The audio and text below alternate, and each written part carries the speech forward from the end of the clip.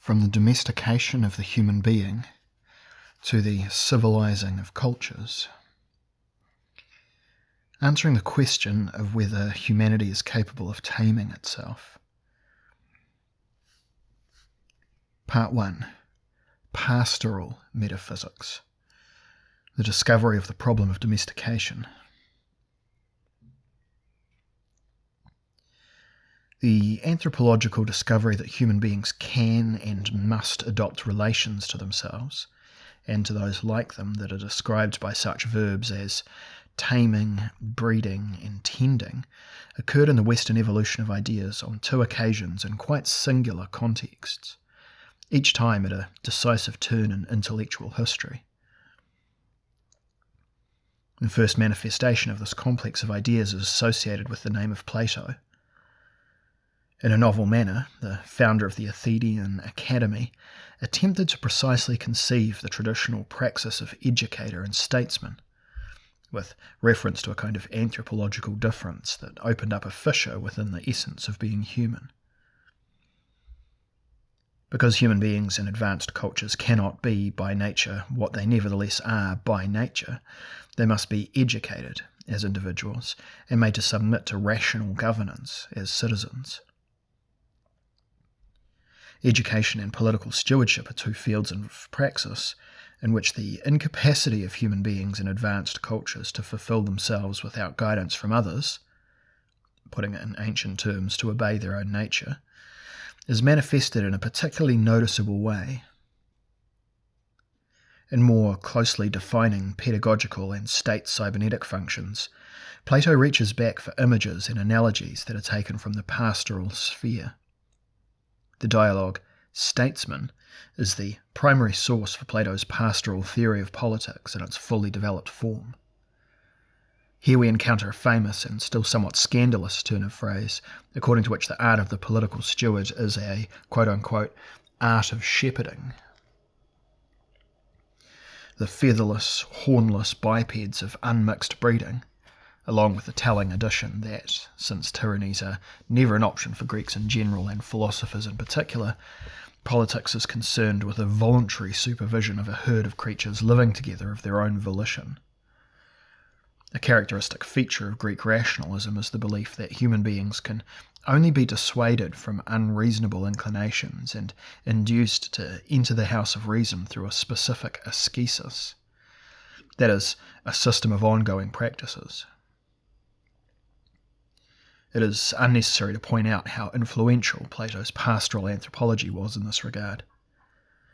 Thanks to a series of translations and reformulations, it has left a deep impression on the Western imaginary, particularly the way in which it was blended with the figure of the Good Shepherd in the New Testament. For almost 2,000 years, Christian communal logic has been based on these Platonic images of herds and their shepherds. The second discovery that it is necessary to train human beings to be human occurs under radically different circumstances. Let me try that again. The second discovery that it is necessary to train human beings to be human beings occurs under radically different circumstances in the 19th century. After Darwin naturalized the history of the species and placed the human being at the end of an evolutionary line that showed so-called Homo sapiens to be a cousin of the Hominidae, ever since, the traditional pedagogical question of how human beings are to be formed into human beings has been overshadowed by evolutionary biology. Instead of the tension between unreason and reason, we have now the antagonism of wilderness and civilization, or, to put it in mythological terms, of Dionysian and Apollonian powers. Only in such a situation can the talk of domestication assume a serious tone. Now the formation of human beings is no longer merely to be conceived metaphorically, as entry into the house of reason, but is supposed to literally be conceived as leaving behind the animal wilderness for civilized domesticity.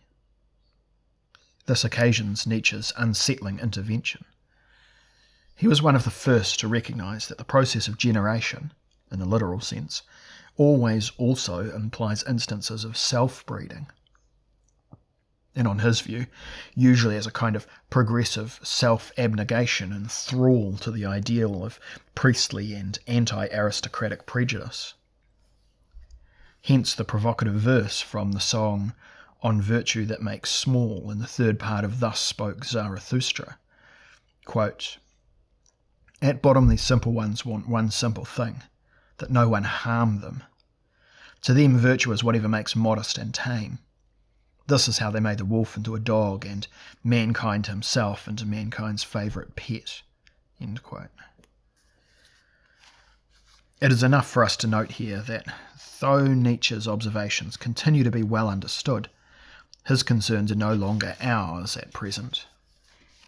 While the author of Thus Spoke Zarathustra toiled away on the problem of how the suppressed sheen of the wilderness could be saved from castrative civilization's total triumph, the question for us is rather how to succeed in putting a halt to the running wild of civilization at its height. Part 2, Beyond Taming, from pedagogy to the discovery of neoteny and back again. The 20th century's specific contribution to a new definition of the conditio humana begins with the realization that domestications cannot be sufficiently defined with the categories of evolutionary theory, neither for household pets in general, nor for the king of household pets, the human being. Successive generations that follow a trend towards domestication are not governed by the normal evolutionary pressure of a purely natural environment. They benefit from a special climate that has been created half naturally and half culturally, in which it is not necessarily those who are optimally adapted for external nature who survive, but rather the specimens that do well in internal conditions. These are the living beings who distinguish themselves by their exceptional agility, their increased capacity to learn, their engaging sociability, and finally by their bioaesthetic advantages. Nest-building creatures, particularly birds, provide a natural historical prelude to this. But even individual reptiles, such as the well-known Mexican salamander, retain their larval form for the duration of their lives, as do those particular mammals that are able to offer a high standard of nest security and parental care to their young.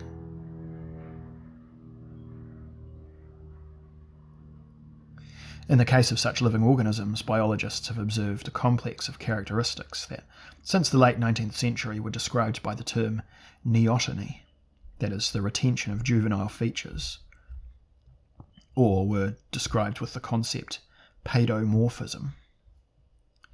This includes the trend towards accelerated births, which leads to the emergence of quite immature young, a feature that is inconceivable without the luxury of a secure nest. These tendencies all come together in Homo sapiens, whose young are characterized by extreme immaturity at their time of birth. Quote-unquote premature birth, Frühgeburtlichkeit, among humans, to use the terminus technicus coined by Adolf Portman in the middle of the 20th century, not only implies that the human life cycle has an unusually prolonged juvenile phase, but also, paradoxically, entails that specimens that are quote-unquote mature, in the biological sense, die off, while premature, larval or fetal forms acquire a monopoly on sexual reproduction.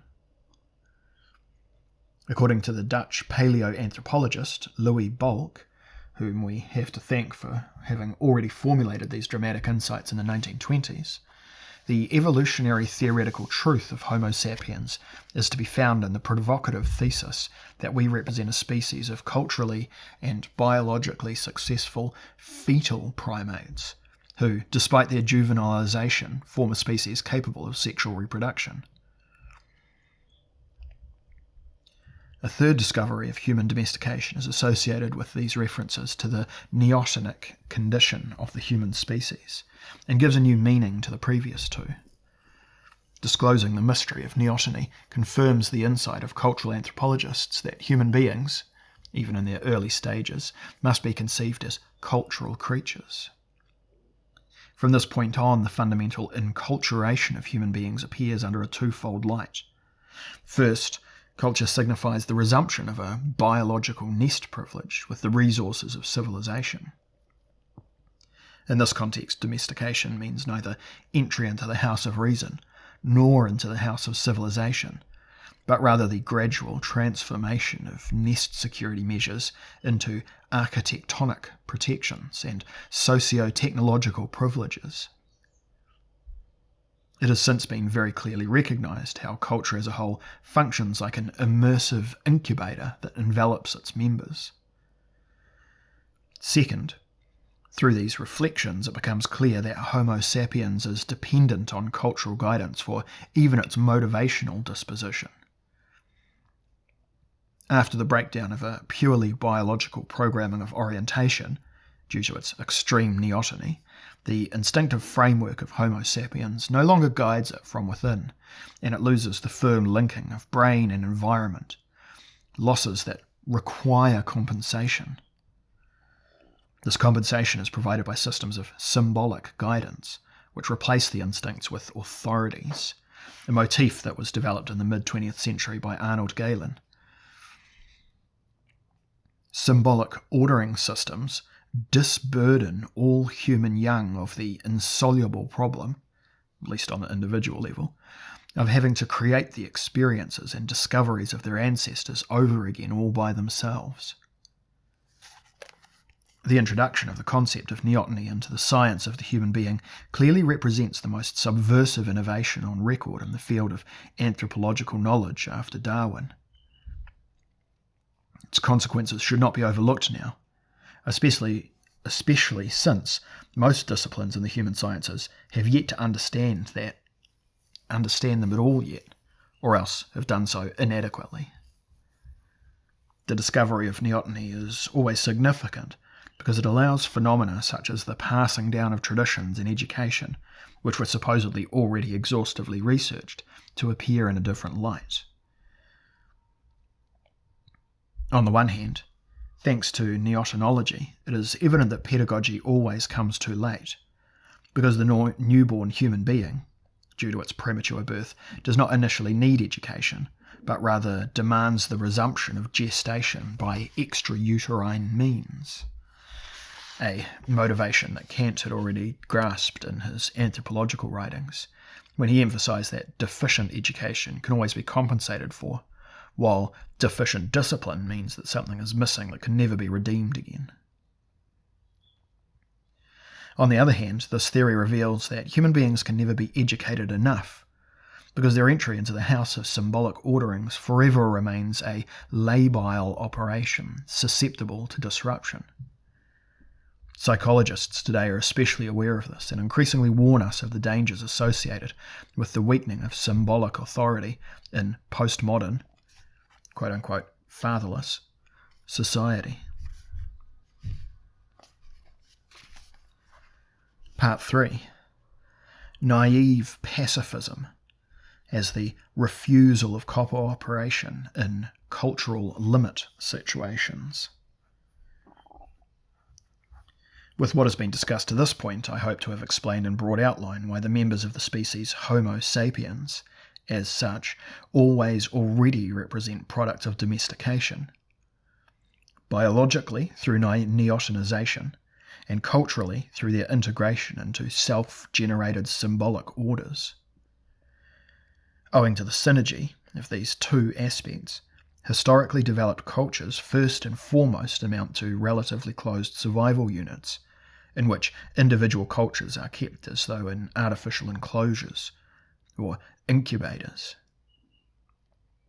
This was the issue that was occasionally described metaphorically as the quote-unquote human park. Reader's note, that's a reference to Sloterdijk's earlier essay, Rules for the Human Zoo. I think that's how it's usually translated as human zoo, but human park works as well. Anyway, onwards. In light of these reflections, it should be clear that self-domestication is a concept that encapsulates humankind's past. The mystery of Homo sapiens, that it exists despite its biological impossibility, is only to be interpreted in terms of an anthropology of domestication. At the same time, we must acknowledge that prior methods for domesticating and taming the human being were obviously inadequate. When we see what an advanced pedagogy for our species involves, we immediately realise that the work of civilization is only half done. Even if human domestication appears to be a fait accompli in some respects, inasmuch as human beings only exist in the incubators of their respective cultures, it remains incomplete. The reason for this is easy to see. Cultures may respect domestic orders in their own internal solidary systems, yet domesticity in their relations with what is outside remains unfinished, because single cultures do not gather together under one roof very often, instead forming environments that are strange to each other, and not seldom hostile. The historical trace of the enduring lack of domesticity in external human relations is war, which has occasionally plagued the evolution of the species, but that first developed into a stable, somewhat professionalised institution approximately 7,000 years ago in Eurasia. If we define more recent cultures as unified entities capable of war, we have a concept that allows us to see how the lack of domesticity has cast its shadow over internal cultural relations. Insofar as successful cultures prepare for war, their members never really feel secure in the shelter of their own homes. Anyone who wishes to overcome the poisoning of domestic life by preparing for war abroad must therefore reflect on the extension of domestication beyond older ethnic solidary unities. We find attempts at this, particularly in early Buddhism, in Stoicism, and in early Christianity. All three wisdom teachings, that are often misunderstood to be religions, are essentially movements for de-domestication. Their founders demand that followers break with traditional domesticating systems. Buddhism refers to those who turn away from their old communities to enter into the path of Dharma, the house abandoners expressus verbis. Jesus' shocking demand that one must leave behind father and mother for the sake of the heavenly kingdom is well known. The ethical demand that the wise human being should prove himself to be a member of the universe, cosmopolites, and not merely a member of his own primary ethnic community goes back to Stoicism. Of course, these programs of radical de-domestication never aim at a return to the wilderness, although there are eremitic phenomena in all three movements, and even less at a regressive break with national symbolic orders. Uprooting from former dwelling places is part of a relocation effort to a higher domesticity, which for now can only be articulated in spiritual or cosmic symbols. In essence, Buddhist, Christian and Stoic de-domestications are to be interpreted as acts of conscientious objection, indeed as respective metaphysics of desertion. They put an end to membership in cultural communities whose existence is based on war against foreign cultures. War is the limit situation of unified domesticated entities that simultaneously forms the fundamentally non-domesticated situation between unified foreign entities. Given these premises, only someone who rejects cooperation with their own collective in order to devote themselves to a domestication of humanity beyond polemical individual cultures can conscientiously object to military service. At this stage of moral evolution, we can ask how the naive pacifism of the great wisdom teachings and philosophies can be developed into a scientifically grounded pacifism. The answer to this question is provided by a second-order theory of domestication. Such a theory, at the same time, offers the foundations of a general theory of extended solidarity. Part 4. Maximal stress cooperation in cultural groups. We now understand that individual cultures function as primary domesticating agents by safeguarding their members in a symbolic and material order.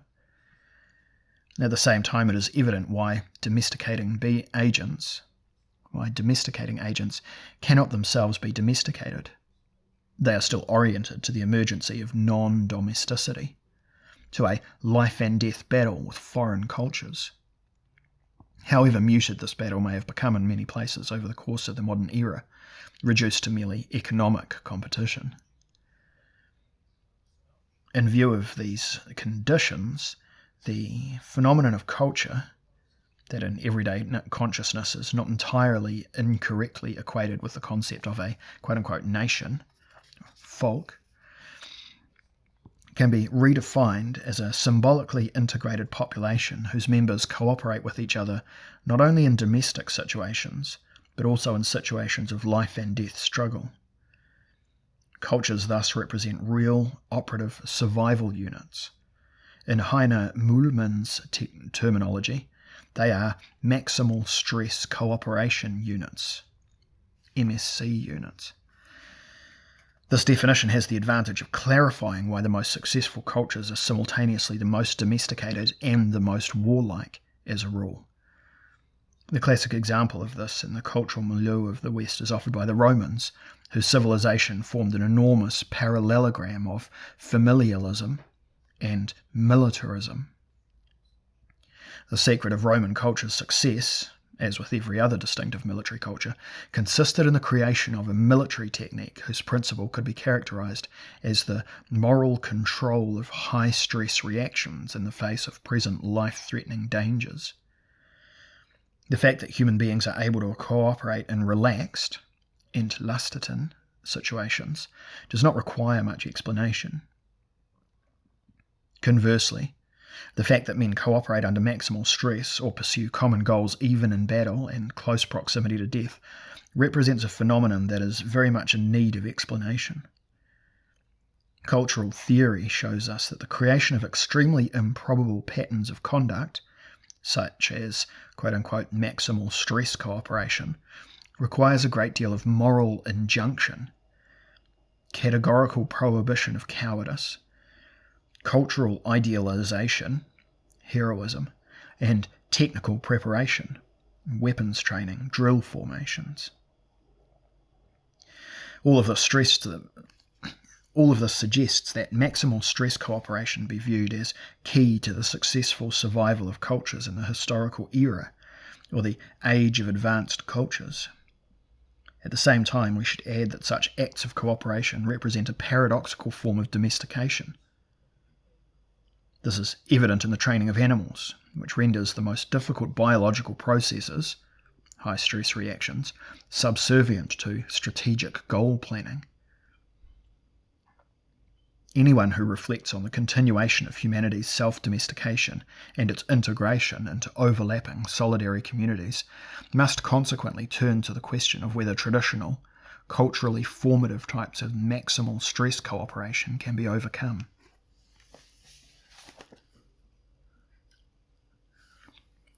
Part 5. The culture of taming the wild animal. With this, a fourth sense of self-domestication emerges.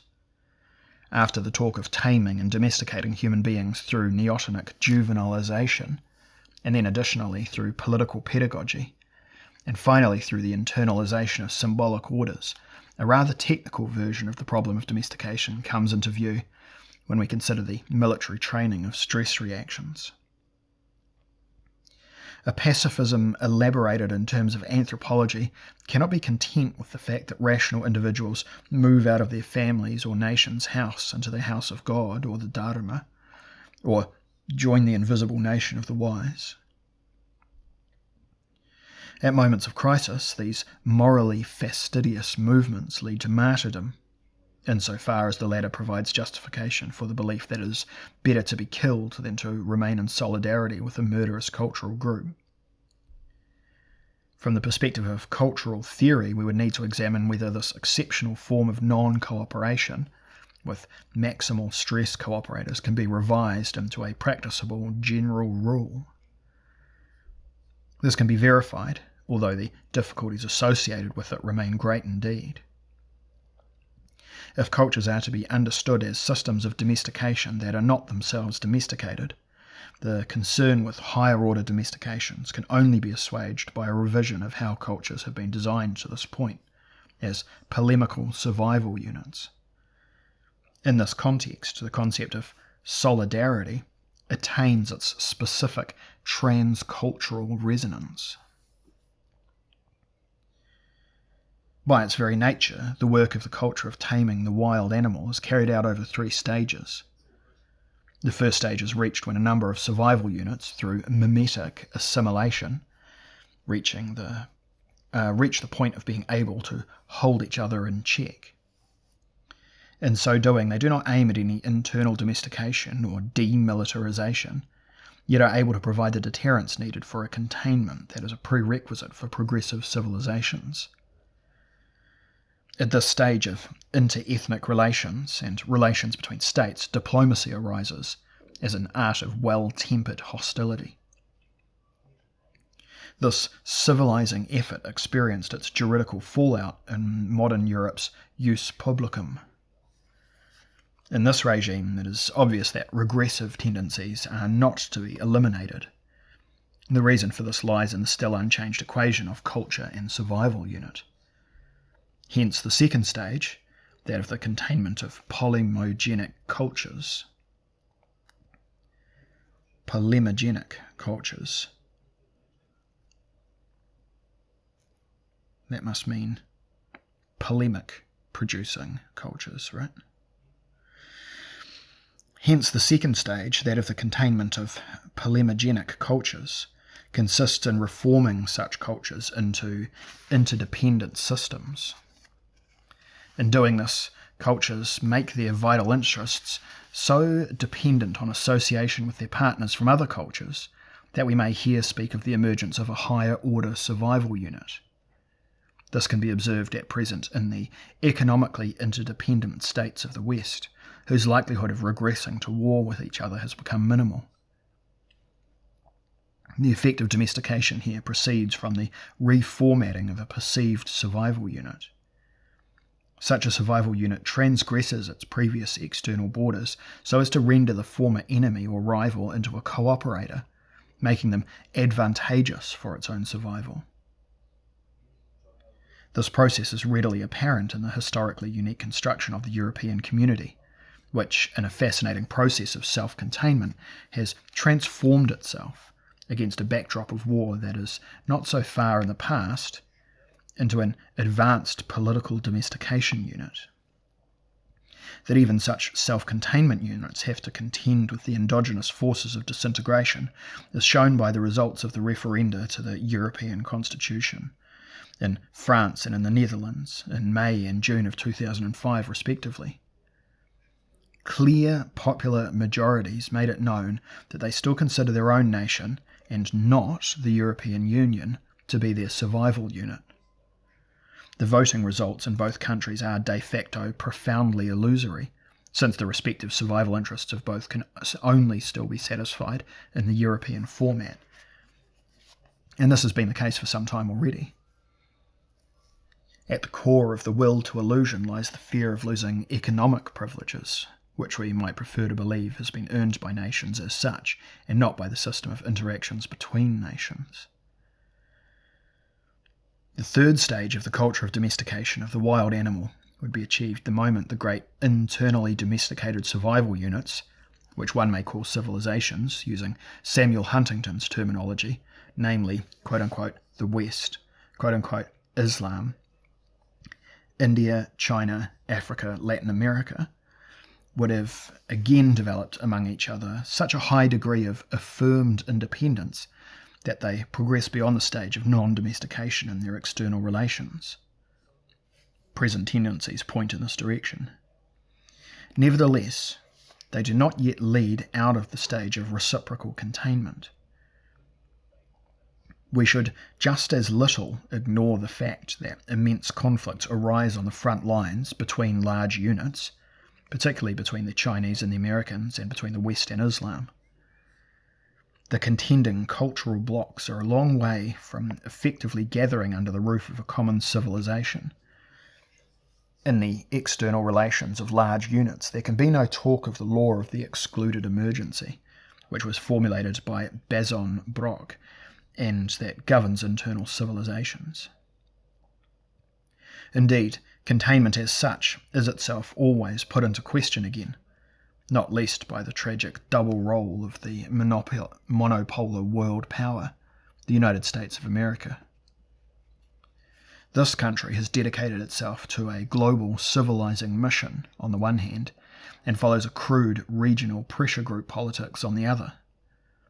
It presents the spectacle of a civilization that simultaneously seems to be domesticator and wild animal. Thus the USA has quite rashly discredited the ideas, whose creditability must be maintained at any price, if the progressive civilization of individual cultures is supposed to advance beyond the level of polemical containment.